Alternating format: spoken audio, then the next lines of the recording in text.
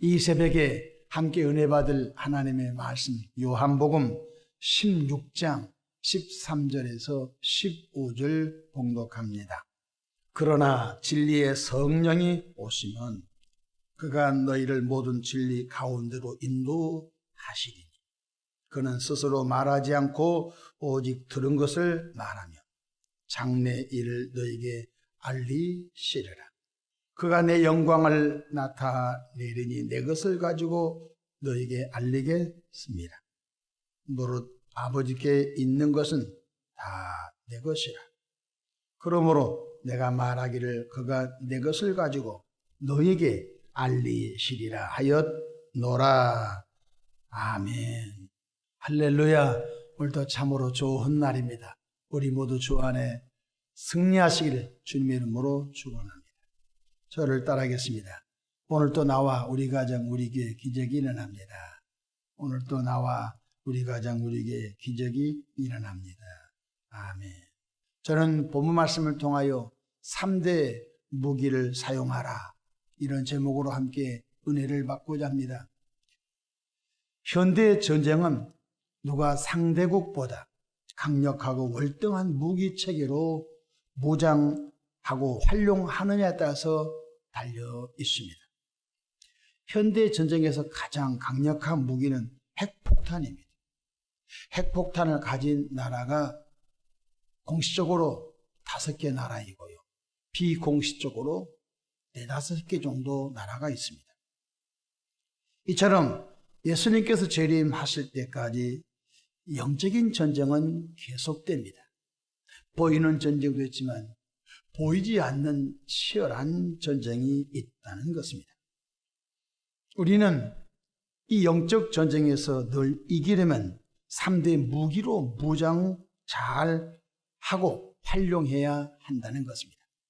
사도 바울은 에베소 교인들을 향하여 하나님의 전신갑주를 입고 영적 전쟁에서 승리하여야 하나님 앞에 설 수 있다고 가르쳐주고 있습니다. 예수님께서는 십자가 지시기 전날 밤 고별 설교를 하셨습니다. 마가 다락방에서 제자들의 발을 닦아주시고 허리에 두르신 수건으로 발에 물기를 닦아주시고 내가 너희에게 행한 것처럼 너희도 가서 섬기는 삶을 살아라 말씀하셨습니다. 또 새 계명을 주셨습니다. 내가 너희를 사랑한 것 같이 너희도 서로 사랑하라고 요한복음 13장에 말씀해 주셨습니다. 그리고 예수님께서 성찬식을 하셨습니다. 최후 만찬이죠. 긴 빵떡을 찢어주면서 먹어라. 바로 이 떡은 찢긴 내 몸을 말한다. 포도주잔을 높이 들여 하나님께 감사하시고 마셔라. 내가 흘린 피다. 이렇게 가르쳐 주셨습니다. 그리고 난 다음에 고별 설교를 하셨습니다. 사람이 임종을 앞두고 마지막에 하는 말을 유언이라고 합니다. 예수님께서도 얼굴을 마주하면서 마지막 고별 설교를 하십니다. 내가 너희를 떠나가는 것이 유익이다. 내가 너희를 떠나가지 않으면 아버지께서 성령을 보내지 않는다. 그 말씀해도 제자들은 무슨 뜻인지를 도무지 알 수가 없는 것이지요. 요한복음 15장 26절에 이렇게 말씀하셨습니다. 내가 아버지께로부터 너희에게 보낼 보혜사 곧 아버지께로부터 나오시는 진리의 성령이 오실 때에 그가 나를 증언하실 것이요 성령이 나 예수를 그리스도라고 증언하실 것이요. 그래서 성령을 증거의 영이라고 합니다. 오늘 본문 16장 13절 보실까요? 그러나 진리의 성령이 오시면 내가 가야 진리의 성령이 오시지요? 예수님이 가셔야 진리의 성령이 오시지요? 그가 너희를 모든 진리 가운데로 인도하시니 성령은 길과 진리와 생명 되신 예수님 속으로 우리를 이끌어 주시는 거예요. 성령이 깨닫게 해 주셔야 깨닫게 하고 성령이 이끌어 준 만큼 진리가 되시고 생명 되신 예수님 속으로 들어가는 거예요. 13절 다시 보실까요? 그러나 진리의 성령이 오시면 그가 성령이 너희를 모든 진리 가운데로 인도하시니 그가 성령이 스스로 말하지 않고 오직 들은 것을 말하며 장래 일을 너에게 알리시리라 말씀하셨습니다. 그러니까 우리가 이 세상을 살면서 끝까지 기도할 것이 뭐냐면 성령님 떠나지 마시고 성령님 내 안에 내 몸을 성전 삼아 내 안에 내주하셔서 감동 주시고 감화도 주시고 또한 역사도 해주시고 또한 하나님과 교통할 수 있는 은혜도 주시고 그 성령께서 다 하시는 거예요. 그래서 오늘 14절 고별설교 중에 이렇게 말씀합니다. 그가 진리의 성령이죠. 내 영광을 나타내리니 예수 영광을 나타낸다는 것입니다. 성령 받은 사람은 자기 자랑하지 않습니다. 성령 받은 사람의 특징은 모든 영광 주님께 올려드립니다. 주님이 하셨습니다. 주님이 영광을 받으셔야 합니다. 왜냐하면 성령은 내 영광을 나타낸다. 성령은 십자가를 통한 구원의 영광을 자랑케 하신다는 것입니다. 나는 지난날 쓰레기처럼 쓸모없는 인생이었는데 예수님 믿고 구원받아 이렇게 복을 받았습니다. 성령이 그 입으로 자신의 부끄러운 삶을 고백하면서 이렇게 복받은 삶이 예수님으로부터 왔다고 입술로 고백하게 하시는 것입니다. 14절 보십시다. 그가 진리의 성령이시죠. 내 영광을 나타내리니 내 것을 가지고 예수님의 것을 가지고 너에게 알리시겠습니다. 그러니까 성령은 여기서 남목사가 유행가 부를 때 역사하지 않습니다. 그것은 세상 것이 여기서 내가 나의 자랑, 인기를 자랑하면요 성령은 역사하지 않습니다. 왜? 성령은 내 것을 가지고 역사하리라. 성령은 예수님의 것을 가지고 역사한다고 말씀해 주셨어요. 그러므로 교회는 인기, 어떤 뉴스를 들으러 온 것이 아닙니다. 교회는 바로 예수 그리스도의 말씀을 듣고 말씀을 들을 때 그 말씀을 깨닫게 하신 분이 누구냐면 진리의 성령이신 것입니다. 그래서 믿음은 들으면서 나며 들으면 그리스도의 말씀으로 말미암느니라고 하셨지요. 그러면 첫 번째 모기가 무엇이죠? 예수의 이름입니다. 구원받는 것도 예수님의 이름을 영접하는 자에게 주신 선물입니다. 우리가 교회에 나와서 예수님의 이름을 의외로 잘 사용하지 않아요. 귀신도 예수 이름을 쫓습니다. 사도 바울이 빌립보에 가서 복음을 전할 때 점치는 귀신 들린 사람을 만납니다. 여러 날 동안 사도 바울과 신라의 전도 일정을 괴롭혔습니다. 그때 무슨 일이 벌어지죠? 나사렛 예수 그리스도 이름으로 명하노니 그에게서 귀신은 나가라고 선포합니다. 그러자 점치는 귀신이 그 여자에게서 빠져나가 버립니다. 점을 못 치니까 점쟁이를 고용한 주인이 먹고 살 것이 없습니다. 그래서 희한한 신을 전한다고 관가에 고발해가지고 그냥 재판도 안 받고 로마 시민권자는 재판을 받았는데 재판을 받지 않고 그냥 얻어맞고 빌립보 감옥에 감금되게 됩니다. 여러분, 예수님의 이름이 얼마나 능력이 있는지 알 수 없습니다. 구원받는 것도 예수님의 이름을 영접하고 믿어야 구원받습니다. 영접하는 자, 곧 그 이름을 믿는 자들에게는 하나님의 자녀가 되는 권세를 주셨습니다.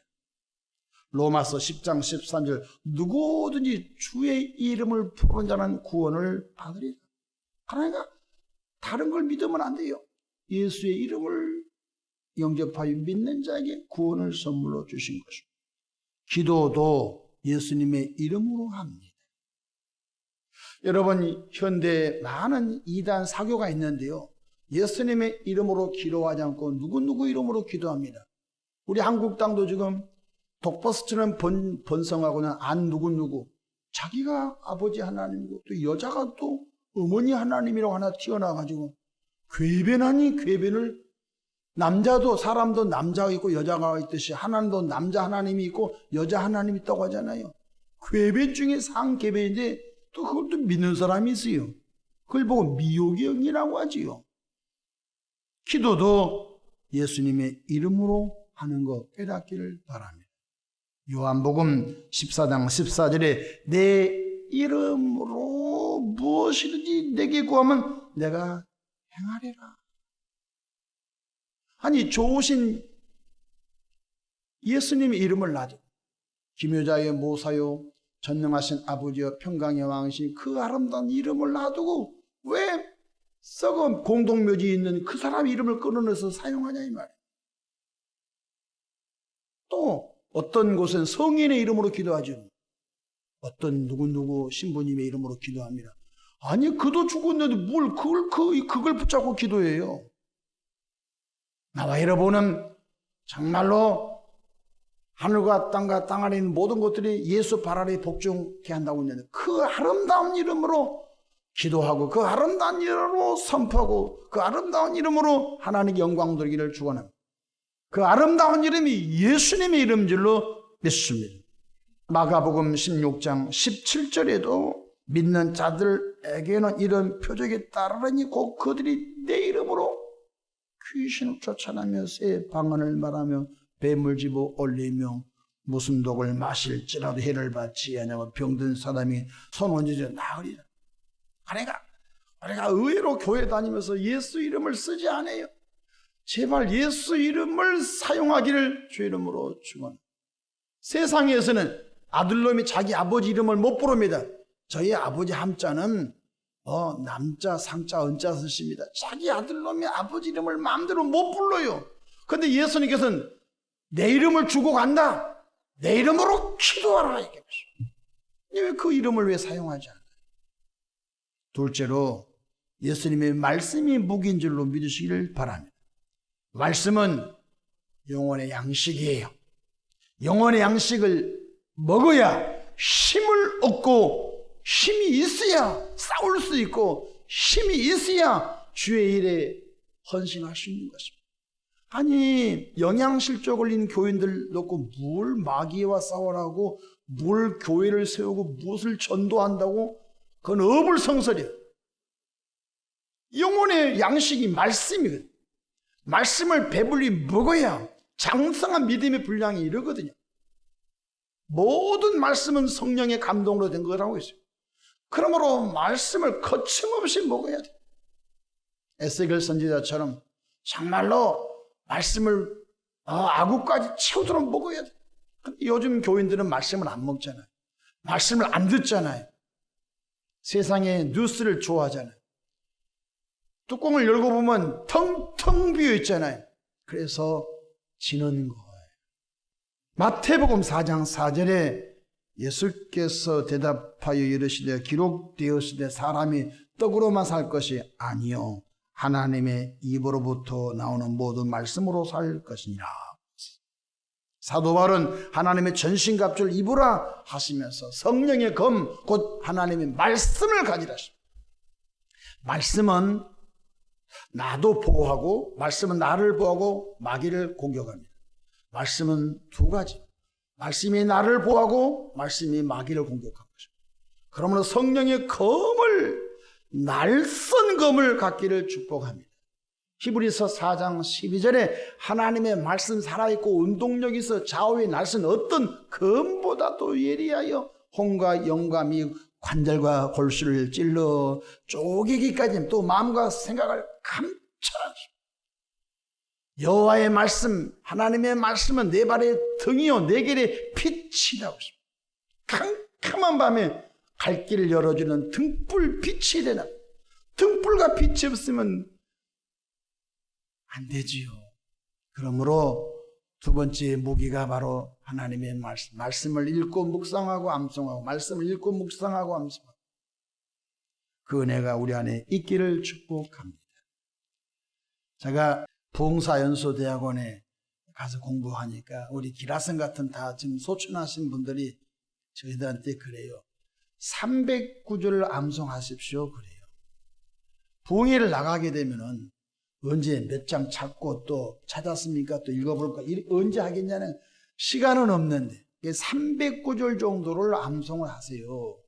그걸 늘 묵상하시고 또 묵상하고 또 암송하십시오. 구원 그러면 구원에 관련된 성경구절이 59절 나오고, 믿음이나 성경구절이 39절 나오고, 사랑이면 사랑의 성경 번지수를 대서 그렇게 하라는 거예요. 그래서 그분이 어느 분이 그래요.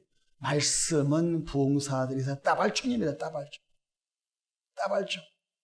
그냥 순식간에 그냥 드드드드드 해야 그날 구경삼아 팔짱끼러 온 사람들이 그 말씀의 총알을 맞고 꼬꾸라진다는 거죠. 그러므로 말씀은 마귀를 쫓아내는 능력도 있고, 말씀은 내 영혼을 성장시키는 능력도 있기 때문에 예수의 말씀으로 꽉 채워 무장하기를 축복합니다. 세 번째 모기가 예수님의 보혈입니다. 죄를 씻는 능력도 예수님의 보혈밖에 없습니다. 나의 죄를 씻기는 예수의 피밖에 없네. 다시 정케하기도 예수의 피밖에 없네. 요즘 우리 한국 땅에, 한국 교회에 CCM 찬양이 참 좋습니다. 감성적이고 감미롭고, 요즘 CCM은 세미트롯 형식으로 또 꺾어서 부른 그런 CCM 복음송도 많습니다. 아마 꺾어서 부른 트롯, 세미트롯 같은 CCM은 아마 기성세대하고 잘 매칭을 시키려고 그 작사, 작곡하신 분의 의도가 있을지도 모르겠습니다. 근데 가만히 듣고 보면은요, 보혈이란 단어가 하나도 없어요. 아무리 찬송가를 아주 잘 들으려고 하고, 때로는 곡을 파일을 다운받아서 열어봐도 보혈이란 단어가 하나도 없어요. 듣기는 굉장히 감성적인데 능력이 없는 거예요. 여러분, 우리 찬송가에 올라있는 찬송 1, 2, 3, 4, 옛날엔 9절까지 있었습니다. 어떤 찬송을 20절까지 있었습니다. 여러분, 그 찬송가를 5절을 불러도 또 부르는 이유가 뭐예요? 그 찬송을 부를 때, 보혈 찬송을 부를 때 주의 보혈 능력이 있도다, 주의 피 믿어. 그 예수의 보혈을 부르면 부를수록 힘이 나고, 예수의 보혈을 찬송하면 찬송할 때마다 내 심령이 뭘로 표현할 수 없을 정도로 후련하잖아요. 그러나 죄를 씻는 능력이 예수님의 보혈밖에 없는 줄을 믿으시기 바랍니다. 나의 선행, 나의 착함, 나의 지식으로 안 되는 거예요. 물 같은 걸로도 불 같은 걸로도 내 죄가 씻겨지지 않아요.